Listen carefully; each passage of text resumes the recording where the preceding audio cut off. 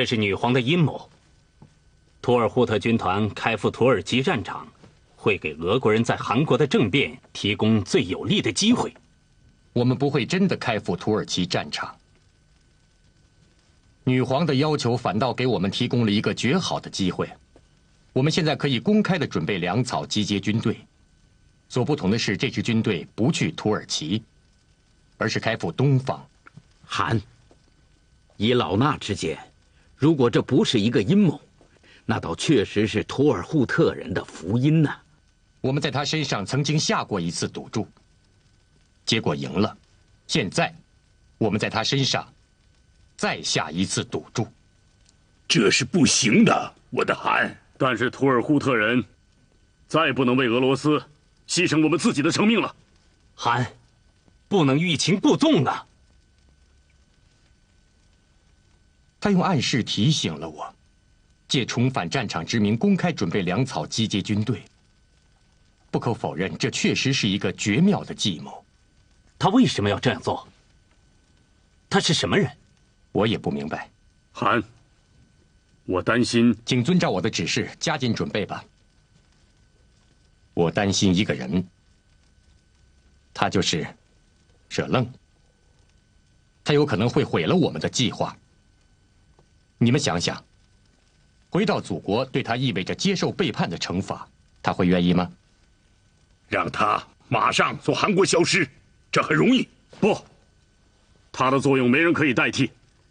只要他愿意，我们就能减少东归路上的困难和不必要的伤亡。因为只有他熟悉东归的线路，他可以背叛清廷，也能背叛俄罗斯。可是要让他背叛卫拉特，我相信这并不容易。我去找他，还是让我来跟他接触吧。现在他只有2条路，要么跟我们走，要么消失。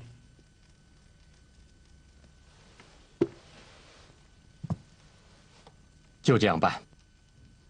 为了麻痹俄罗斯人，庆典活动还要照常进行。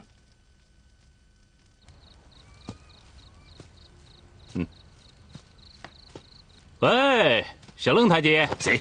啊，哈哈哈哈！哦，还真有雅兴啊！啊，我是在看星星。哦，来，喝点酒吗？啊，不，谢谢。好一个诗情画意呀！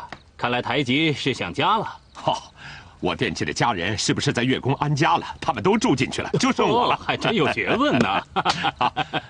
啊，走，请我去暖暖帐。对，你能到我的小帐一坐，那是我的荣幸啊！啊，非常荣幸。请吧，您先请，请。好。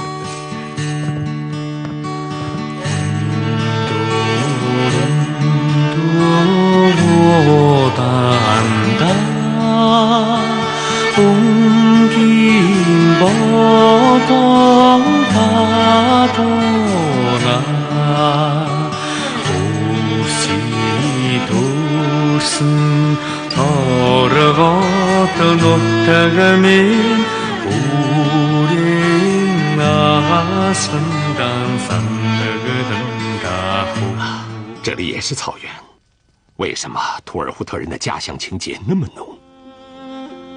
我真没有想到，离开故乡100多年，这歌唱得还那么好。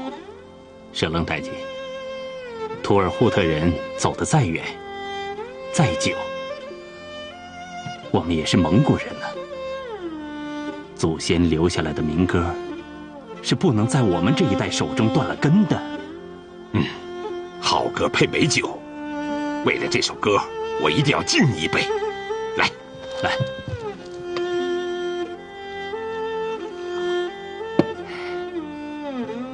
干杯！干！敬来。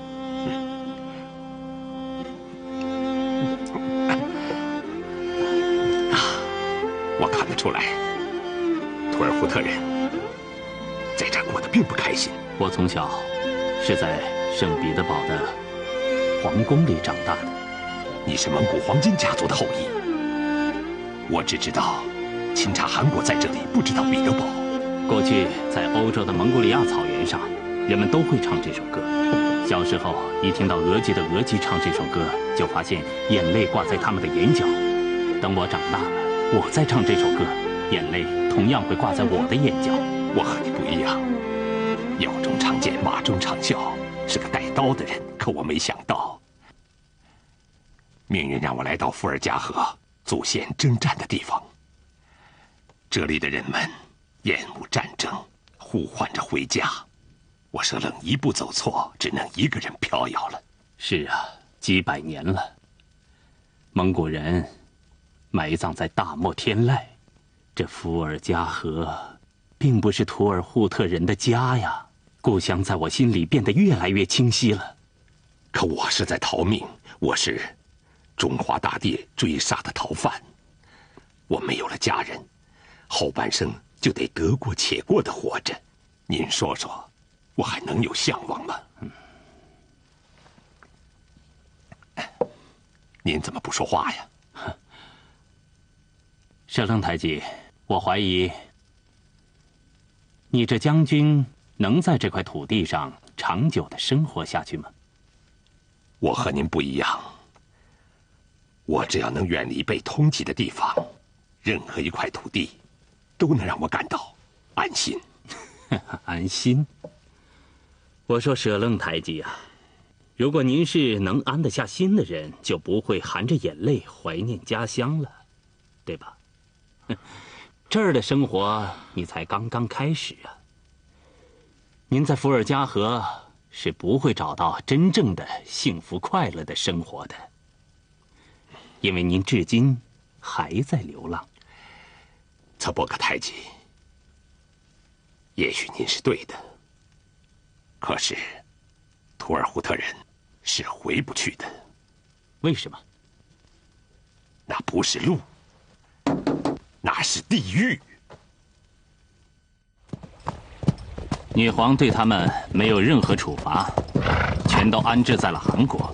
不知道这究竟是何用意？不管女皇有什么用意，都是维拉特人。在俄罗斯，他们唯一可以信赖和依靠的就是韩国。东归对于舍楞来说，等于是自投罗网。韩王，你可要有心理准备。从现在开始，韩国将出现一个反对图尔扈特人返回家乡的贵族。我相信，这就是女皇之所以赦免他的原因。我派你去进一步控制他。就，我知道了。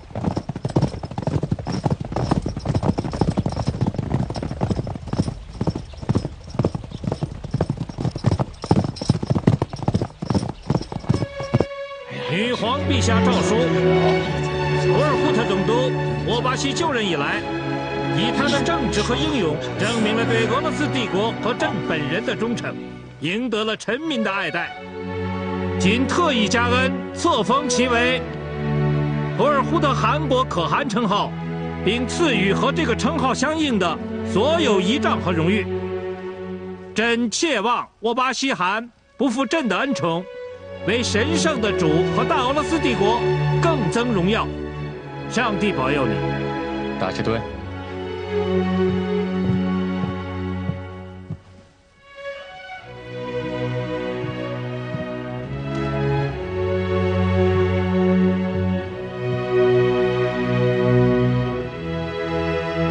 沃巴西和韩国全体臣民感谢陛下的恩典。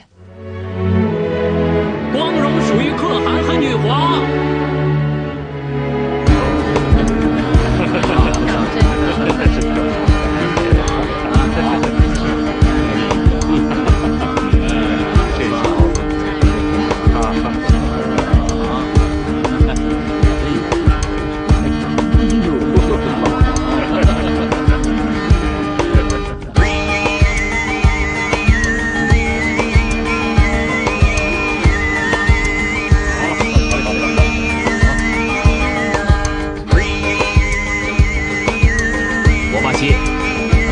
什么时候能够集结呢？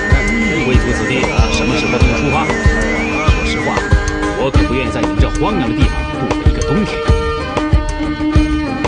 您在这里不会感到寂寞的，耐心点。祝贺沃巴西汗荣登汗位。舍楞将军，我衷心的感谢你。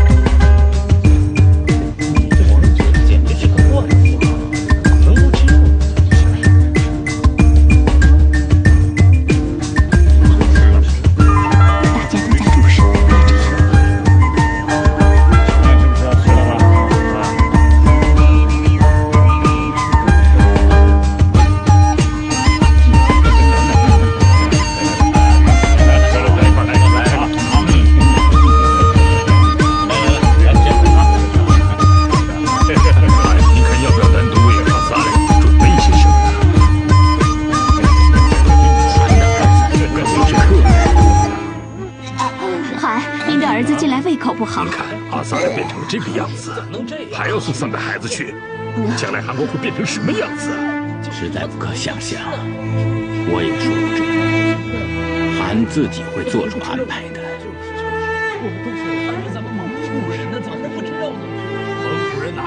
范尼啊，你犯错误了。蒙古人真是奇妙的啊！蒙古人不吃肉，简直是笑话。可不能把孩子再往那边送啊！汉阿萨赖，如果他真的吃得不合适，那就单独为他做点可口的吃吧。他可不是客人，你没听到吗？他可能不舒服了，让我带他下去吧。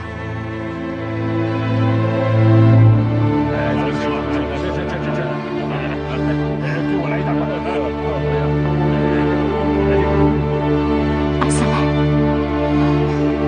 过来。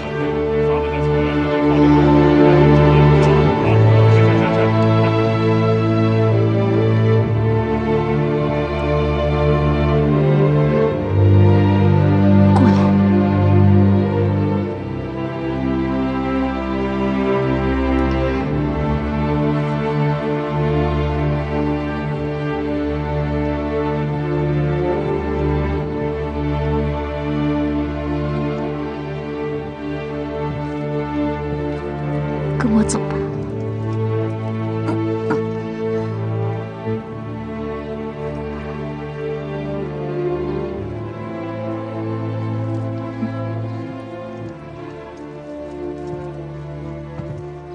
走吧。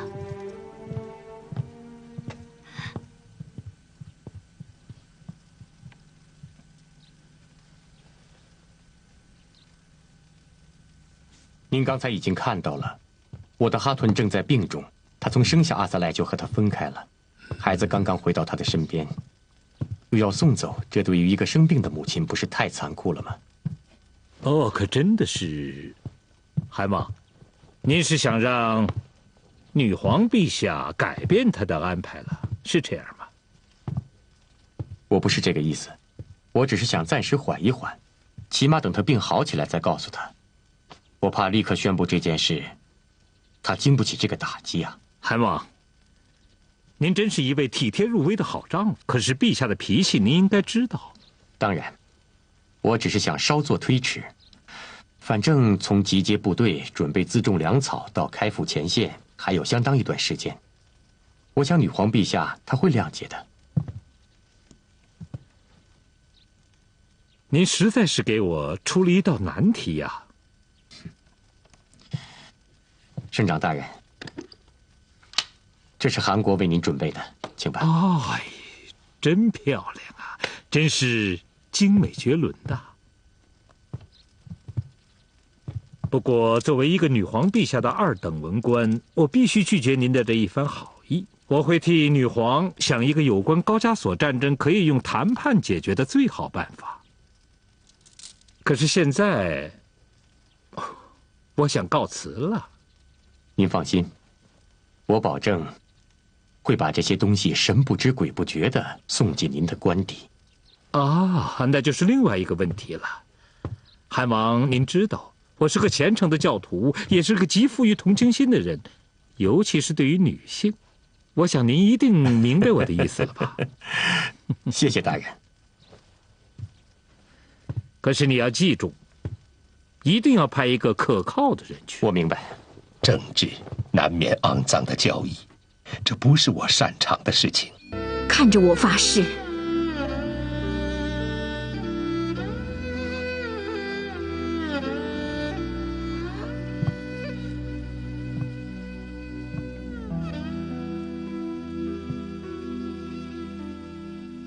我发誓。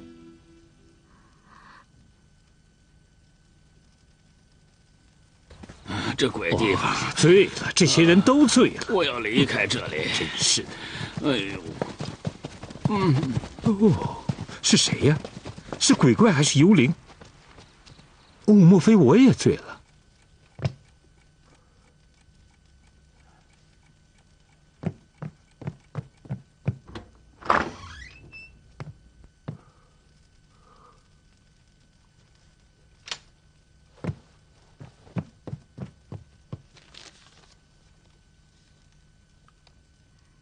谁？你就是那神秘特使吧？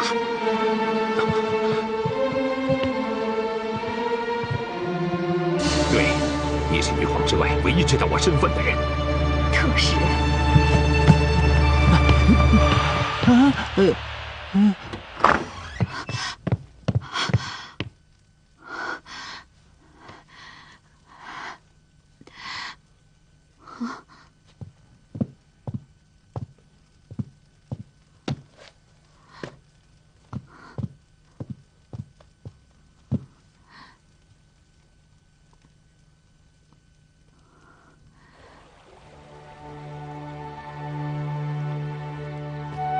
妈妈，这是真的吗？照此情形，这个神秘特使到韩国来，显然并非是第一次。此事本该立即禀报韩王，但我想还是先向你拿个主意。这个神秘人物，竟能在皇庭府邸来一起自由，那万一他要是行刺暗杀，岂不是危险万分呢？哦，太极，这个大可不必担心。我这个徒儿一直在密切监视他，断不会出什么纰漏。但老衲以为，那位韩国公主对韩王是真情也罢，阴谋也罢，总之与我们东归大计关系甚大。这万一处理失当，恐怕就会……好了，妈妈，我知道了。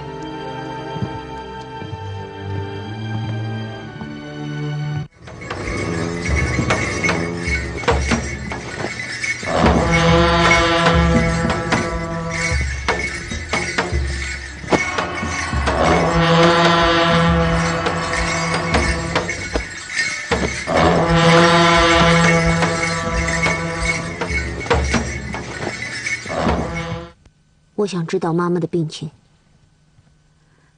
范妮啊，她病得很厉害。我想，她毕竟是我的母亲。你能想到这个，我感到高兴。她真的病得很重。范妮啊，我跟你说过不止一次了，你的母亲情况非常糟糕。难道这还不能让你相信吗？听见鼓号声了吗？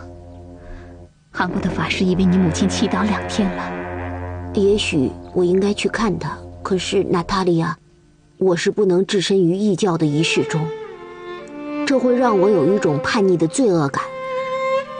范妮啊，无论是什么宗教的信徒，对自己的母亲都有一个共同的教义，那就是爱。范妮啊，女皇陛下的父母也不是东正教徒，难道女皇陛下因此而拒绝他们吗？你懂我的话吗？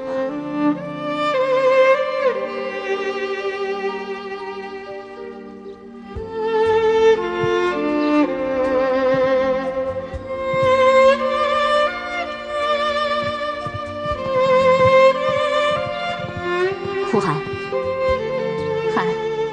阿萨来要去看他的母亲。去吧，孩子，你真的应该早些去看她。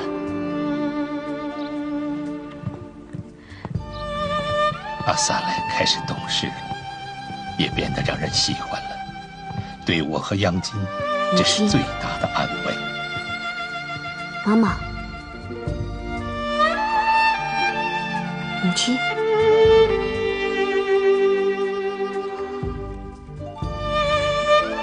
主啊，仁慈的、全能的主，求您要救救他，救救这个苦难中的灵魂。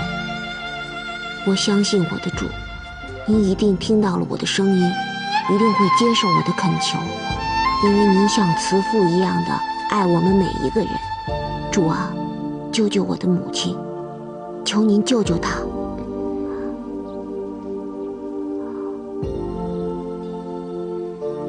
母亲。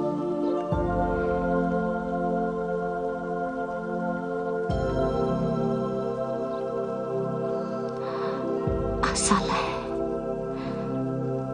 是你吗？是我母亲。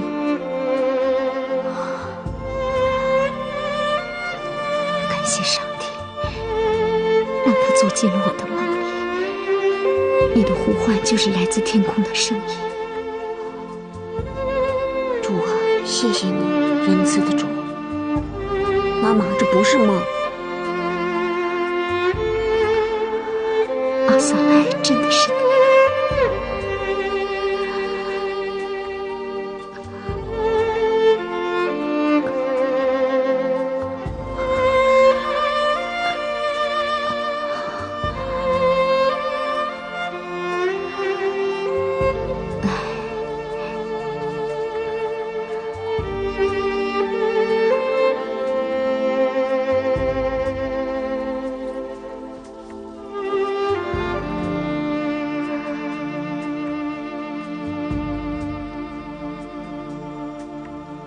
给妈妈讲一段圣经的故事吧，就读这段。读吧，我想听。这段出埃及记，来吧。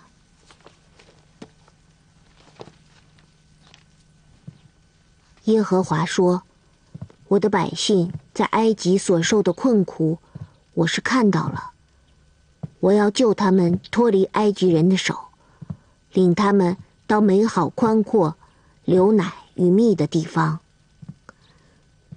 以色列人出发，除了妇人、孩子，步行的男人约有60万。有人告诉埃及王，百姓逃走了。法老和他的臣仆就向百姓变心，预备车辆，带领军队去追赶。”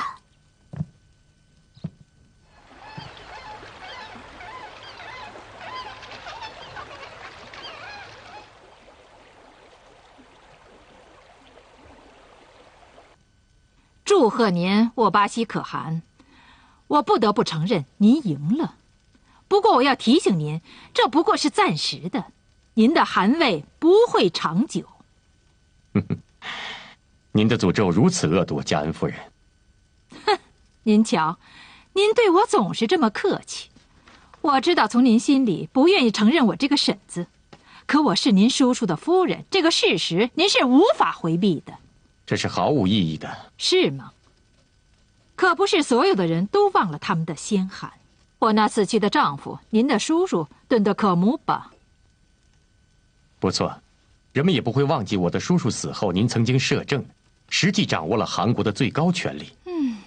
可是他们还是不接受一个信仰伊斯兰教的卡尔巴金女人，就连俄罗斯都抛弃了您，所以您不得不交出和远离了韩国的权利。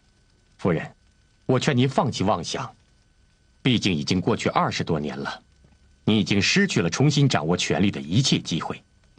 是吗？20多年了，事情也许会发生一点变化。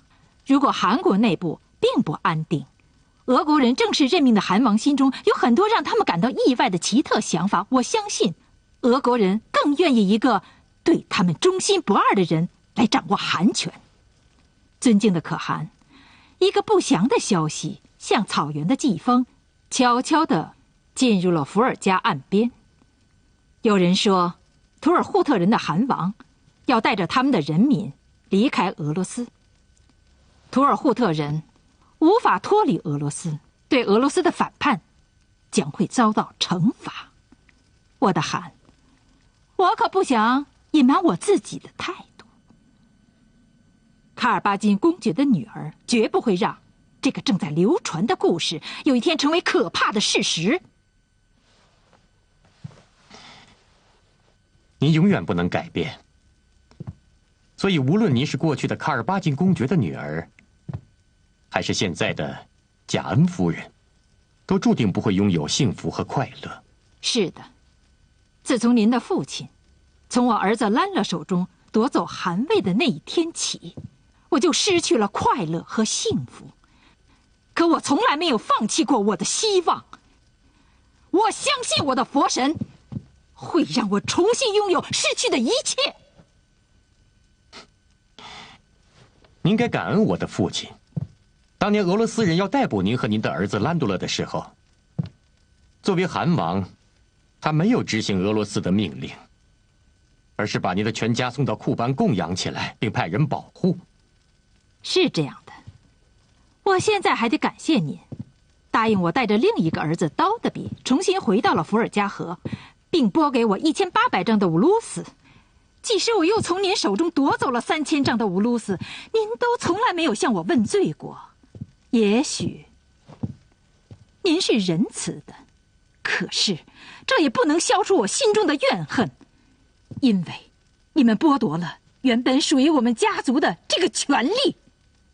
沃巴西，你应该明白，我儿子刀德比才是图尔扈特汗国汗王的合法继承人，这是天意，天意不可违呀。虽然您不是我的母亲，但毕竟是我叔叔的妻子，我可以不计较您。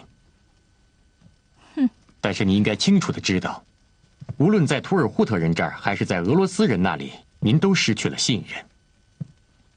您全家仅仅为了讨好俄罗斯人，就由伊斯兰教改信了东正教。现在企图争夺汗位，取悦图尔扈特人，又信了喇嘛教。您的善变已经叫人们厌恶。你也知道，女皇对你们母子的行径发出了严厉的谴责，并要求你们迅速离开韩国，重新回到彼得堡。我会让女皇改变主意的。那个流传的故事为我提供了最好的机会，我一点都不怀疑女皇会需要我来控制韩国的危险倾向。当图尔扈特的贵族们试图脱离俄罗斯的时候，我贾恩才是女皇最可靠的同盟。你要逮捕我吗？你到底要对我怎么样？夫人，您不必担心。我一点都不想控制您的自由，因为没有人会相信您杜撰出来的那个故事。当您对女皇讲述这个故事的时候，只会有一个结果，那就是她更清楚地知道，您为了夺取汗位已经到了不择手段的地步。是吗？您太自信了，我的汗。为什么要讲故事呢？请相信我，当我站在女皇面前的时候，我会拿出无可辩驳的证据来证明这不是一个故事。您可以走了，夫人。您天生就不是一个安分的女人，如果这样做能让您得到快乐和满足，那就随您的便。您是宽宏的，我的汗。请原谅，我想说，我真的希望有您这样一个儿子。可惜呀，您不是，你不配。而我的儿子才应该是图尔扈特人的汗王。哼！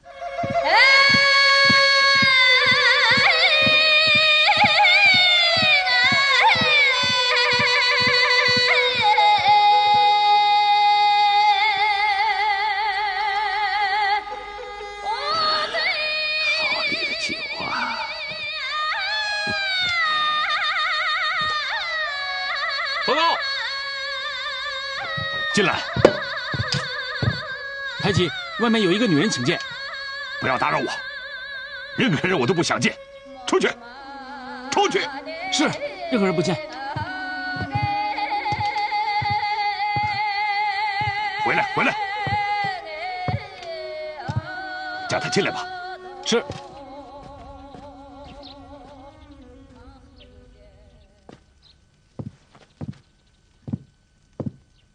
舍冷太极，你好吗？夫人，是什么风把您给吹来了？唉，其实我是在打扰，但是我真想把自己的想法跟您说说。有什么话您就说吧，我洗耳恭听。好，可以说，您的到来意味着准噶尔部也迁徙到了俄罗斯。您瞧，图尔扈特、和硕特、多尔波特，加上您的准噶尔部，维拉特四部一个都没少。我想，伏尔加河边可以出现一个新的卫拉特汗国。夫人，舍楞是被图尔扈特汗国收留的一个逃亡者。我只想在沃巴西汗的统领下，与各部和睦相处，过平静的生活。不，您说错了。图尔扈特汗国并不平静，已经处在动荡之中。是的，夫人，为别人打仗总不是好事儿，可这是在俄罗斯，谁也不敢反对女皇的命令。是吗？不过，我告诉你，沃巴西的军团绝不会开往土耳其战场。您说出这样的话，是什么意思？我告诉您，沃巴西将会带领着整个汗国返回东方。舍楞泰吉，你能不能真实的告诉我，如果沃巴西他的企图能够得逞的话，您将面临什么样的遭遇？死亡，东归路途中战死、饿死都会出现。如果成功回到东方，我将被清廷处死。好，看来我不再需要孤军奋战了。哼，亲爱的舍楞泰吉，你能跟我结盟吗？您这是什么意思？不明白？我告诉你，也就是和俄罗斯站在一起，阻止沃巴西返回东方的企图。我们的努力将会得到女皇的褒奖。当我们把沃巴西的阴谋挫败之后，我相信整个的伏尔加河畔将会出现新的维拉特汗国的汗国汗王。到那个时候，新的汗王只能从您的准噶尔部和我的杜尔波特部当中选出，也就是说，从你和我的儿子当中选出。我听说过您的儿子，夫人。对，我的儿子是俄罗斯优秀的准将，顿多科夫将军。您到底要我做什么？掌握沃巴西谋反的证据，呈报给女皇陛下。既然您已经察觉出汗王的阴谋，这些事情您自己就可以做。不，我的胎记，我不加隐晦地跟你说，在女皇那里，您说话的分量远远地超过了我，这也许就是女皇陛下赦免您的原因。对不起，夫人，我绝不会去做的。您请吧。您会这样做的，否则您无法摆脱死亡。哼，我还会来拜访您的。舍楞泰吉，我告诉你，当您逃离东方的时候，不会想到俄罗斯已经为您提供了美好的前程。您知道该怎样做。